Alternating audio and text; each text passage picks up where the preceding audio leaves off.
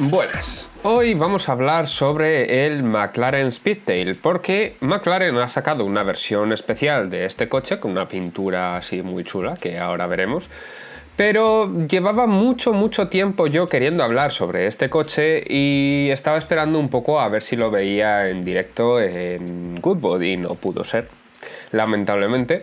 Así que nada, voy a hablar de él porque es un coche que me llama mucho la atención, siendo que al principio no me gustó nada de nada y con el tiempo me he ido ganando mucho hasta el punto de ser uno de mis McLaren favoritos. De primeras, aquí lo tenemos con esta decoración especial y he de decir que una de las cosas que le pasan al Speedtail es que es muy dependiente del color que tenga, y el color con el que lo presentaron, que era así como un gris azulado así muy sutil, como que no te llegaba a tener mucho brillo siquiera, no sacaba partido de este coche.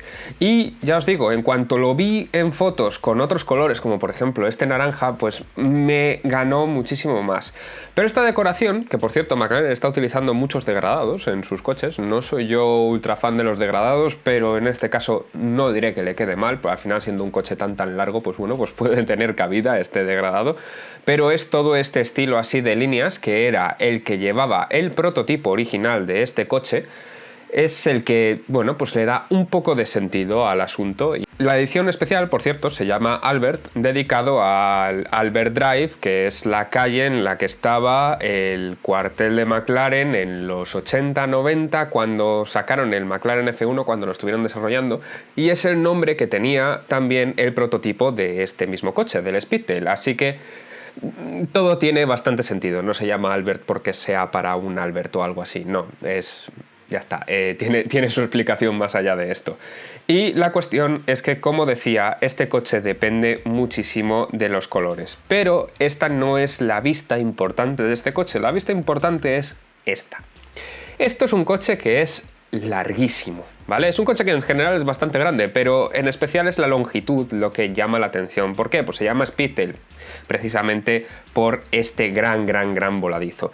Es súper característico, entonces entiendo que no a todo el mundo le guste. La cuestión es que creo que McLaren ha querido enlazar mucho este coche con el hecho de tener las tres plazas con la conducción central con el McLaren F1, y me parece que son dos coches completamente distintos y que me gusta entenderlos como dos coches que no tienen nada que ver uno con el otro, no que este sea el sucesor, porque no es el mismo estilo de coche siquiera. O sea, el McLaren F1 era un coche que era mucho más... Sí, o sea, tenía mucho de comodidad, mucho de ir por la calle, pero tenía mucho énfasis también en el hecho de ser lo más ligero posible y de ser un coche como muy también para circuito, que pudiera ser muy rápido en circuito. Este coche, aunque estoy seguro de que lo será, es un coche que está mucho más orientado hacia el lujo y hacia el hecho de ser un coche de calle. Entonces, me parece que van un poco por ámbitos distintos. Y también el estilo que tiene es un estilo completamente distinto. Siendo que el McLaren, antes de meter la cola esta más alargada en las versiones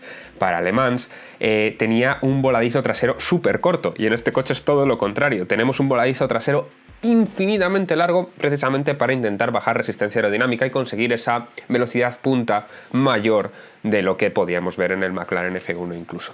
Y esto es lo que lleva a todo este lateral del coche, que es, ya os digo, la vista más característica del coche. Y tenemos aquí una línea que va prácticamente continua desde el punto más alto de la cabina hasta atrás, que es una cabina que es bastante triangular, si os dais cuenta, pero es un poco lo que marca este coche. Y digamos que este punto más alto tiene sentido junto con todas estas líneas, porque baja aquí perpendicular a esta línea de aquí, que es la que marca el paso de rueda. Es un coche que fluye muy bien las líneas, y la verdad es que muy poca queja se puede poner al respecto porque todo encaja muy bien. Además, el paso de rueda delantero, que es un punto delicado porque nunca se sabe muy bien dónde acabarlo, con el hecho de tener aquí una entrada de aire oculta en la puerta, podemos terminarlo ahí sin necesidad de que se cruce con el paso de rueda trasero, con esa línea tan fluida, y es la que da tanta fuerza a este lateral del coche. La verdad es que tiene un lateral que me parece súper limpio, que me parece que encaja todo muy bien y que a mí personalmente, a nivel de estética, yo entiendo que el McLaren F1 sea muy mítico, pero a nivel de estética este coche me parece más bonito. me parece más limpio, me parece más puro a nivel de formas, y es algo que también se ve en el frontal. Pero es algo que se ve desde todas las vistas, también se ve desde aquí, desde la vista superior, estas entradas de aire aquí que vienen formando el capó que se apunta en el centro. O sea, es un coche que tiene un morro que va hacia el centro, no es de estos que tiene el frontal chato. Y esta entrada de aire se junta aquí y crea también un aletín que es el que continúa esta línea. Está todo como muy limpio y varios elementos se juntan en uno solo, de forma que queda todo muchísimo más limpio. Y la cabina, por ejemplo, pues tiene esta forma de gota de agua muy exagerada que se cierra hacia atrás, y es muy interesante que hayan conseguido una cabina tan estrecha entre comillas, pero dejando muchísimo espacio aquí, si os dais cuenta, con una cabina que al final tiene 3 asientos, que vale que están puestos así de tal forma que no ocupan tanto espacio a lo ancho. Pero por ejemplo, el Chiron y el Veyron, una de las cosas que le critico yo mucho a ese diseño y por lo cual no me gusta es que no tiene casi nada de hombro ese coche. ¿Por qué? Porque entre piloto y copiloto metemos la caja de cambios. Aquí estamos metiendo una persona más. Y aún así tiene mucho más hombro y está mucho más estilizado que lo que vemos en el Chiron y en el Veyron. También es verdad que ocupa mucho más el motor que tiene aquí, pero formas distintas de conseguir potencia, porque al final este trasto tiene bastante potencia también, precisamente. Entonces no podemos decir que sea algo totalmente justificado lo del Veyron, y me parece que está muchísimo más conseguido aquí. Esta forma de conseguir mucho espacio a lo ancho en la cabina sin necesidad de perjudicar el diseño del coche con ese hombro casi inexistente en el Chiron y en el Veyron, que me parece que da la sensación de ser un coche inflado, me da la sensación de ser un escarabajo hinchado. Aquí me parece que todo tiene mucho más sentido. Y la trasera también queda muy limpia. Todo esto de aquí, toda esta distancia que queda aquí, me parece que queda genial, y el hecho de que los pilotos traseros sean tan sencillos, que no están ahí, por cierto, es simplemente esto es el reflejo. Ahora giraré un poquito más la vista para que se vea más, pero no es esta decoración, ¿vale? Y también me mola mucho esta línea aquí en vertical, porque claro, la línea de freno podría estar en horizontal, podría estar transversal al coche. Lo que pasa es que aquí han decidido acentuar esa sensación de ser un coche increíblemente largo, así que me parece que está todo muy bien buscado y todo tiene mucho sentido.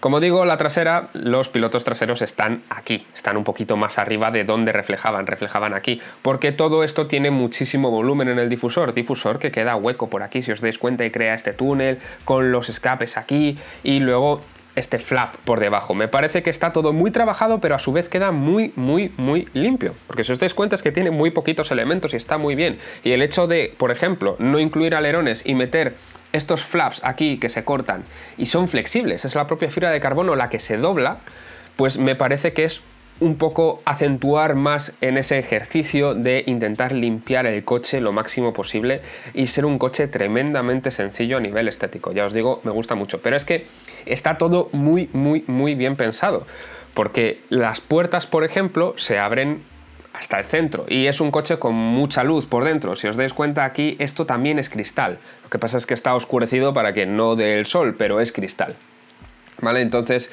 para poder entrar así, quita todo ese cacho de aquí de la puerta para poder entrar mejor a la parte de en medio, pero a su vez deja todo lo más acristalado posible para que no dé sensación claustrofóbica, porque no nos engañemos, 3 personas aquí dentro a lo ancho van a ir apretaditas. Es así, es un hecho. Y volviendo un poco a lo que nos ocupa en esta edición especial, que es la pintura, vamos a ver una foto de detalle que es alucinante, que la ha puesto McLaren, y es que enmascaran todas estas líneas sobre el carbono y dejan el carbono expuesto y la pintura con todo el relieve que tiene, porque es que, si os dais cuenta, ahí va bastante pintura puesta, y la verdad es que les haya quedado liso es alucinante. Han tenido que utilizar, no sé si una imprimación o algo así, del mismo color de la pintura, porque si os dais cuenta no se ve diferencia aquí, como mucho tiene que ser más oscuro, pero en la zona más clara habrá que ver cómo queda, porque para conseguir que todo esto quede liso, pintado encima de la fibra de carbono, lo primero es que la fibra de carbono tiene que tener un acabado impecable, así que esto a nivel de acabado me parece alucinante que lo hayan conseguido, me parece chulísimo.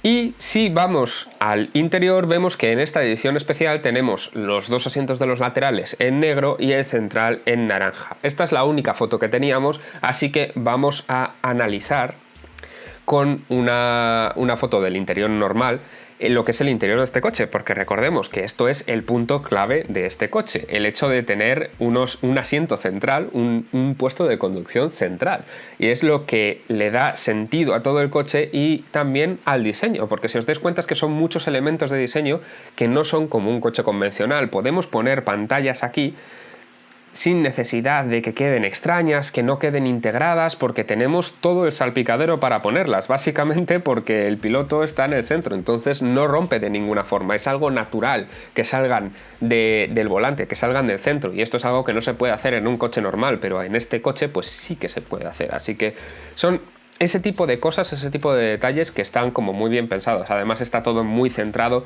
es todo simétrico. Todo tiene mucho sentido. Además, todos los botoncitos, si os dais cuenta, están aquí arriba, lo cual tiene, si os dais cuenta, por ergonomía, pues tiene bastante sentido. Así que, en general, este interior me mola bastante. Y el hecho de aquí el bicolor es muy importante, ¿vale? Siempre os lo digo, en interiores los bicolores yo soy súper fan de ellos, pero en este coche sí o sí, ¿vale? Si tenéis el dinero para ir a comprar uno, por favor, bicolor el interior. No me vengáis todo con el interior negro, porque es que me matáis el interior, me matáis el concepto de este coche. No, así no. Y bueno, esto es un poco este McLaren Speedtail, el Albert Edition, que es el que tenemos aquí, pero en general el Speedtail, porque es un coche que me llama mucho la atención lo que he dicho al principio del vídeo. Como muchos McLarens, es un coche que de primeras no me gustaba nada, se me hacía súper raro. Es que, de hecho, el frontal me parecía demasiado sencillo, demasiado... se me quedaba simple, no sencillo, se me quedaba simple. Y con el tiempo he ido apreciándolo, he ido viéndolo más limpio que simple y me ha ido ganando cada vez más, y a nivel de proporciones me parece muy muy especial. También, ya os digo, esto ha tenido mucho que ver el hecho de verlo en un color distinto al que lo presentaron. O sea, me parece que el color de presentación fue un grave error. Y también me parece que fue un pequeño error el hecho de enlazarlo tanto a nivel de significado, a nivel de coche con el F1, porque me parece que el F1 está súper endiosado, es un coche que tiene un halo alrededor de divinidad, que es que no se le puede toser a ese coche, y me parece que era muy difícil hacer un sustituto de ese coche. Entonces me parece que con esto se han precipitado a intentar hacerlo así y no decir que estaba inspirado o que, bueno, pues... que no en ningún momento han dicho que sea el sucesor sí o sí, pero como que lo han vendido mucho así, y me parece que no era la mejor forma de vender este coche, porque la gente, pues como siempre, le va a saber a poco, lo viejo siempre es mejor, ¿no? Que dicen, pues no opino así. De hecho, a mí, ya os digo, este coche me parece más limpio a nivel estético que el F1 y en muchos detalles me gusta bastante más. Y pues lo dicho, ahora mismo es uno de mis McLaren favoritos. No sé qué opináis. Me ha pasado ya con más McLarens, es que me llama mucho la atención, no sé qué les pasará en el diseño, con diseños totalmente distintos como el 720S, que en un primer momento no me gustaron nada de nada. De hecho, es que me acuerdo en Ginebra que no lo fuimos a ver en la presentación porque no nos llamaba la atención para nada. Y craso error, me estoy lamentando día sí y día también, porque ahora mismo es uno de mis McLaren también favoritos a nivel de diseño, y me parece que funciona todo genial y que todo está perfectamente rematado. Son coches que te van ganando con el tiempo, no sé por qué, pero son así. No todos, es decir, el Senna me sigue pareciendo terriblemente feo. Pero bueno, es lo que hay. ¿Qué opináis? ¿Qué opináis de esto? ¿Se puede ir ganando gusto acerca de cosas en general? Sí, pero de un coche al parecer también, ¿no? Dejadlo en los comentarios lo que opináis. Y bueno, hasta aquí el vídeo de hoy. Espero veros por aquí, y si no os habéis suscrito, ya estáis tardando.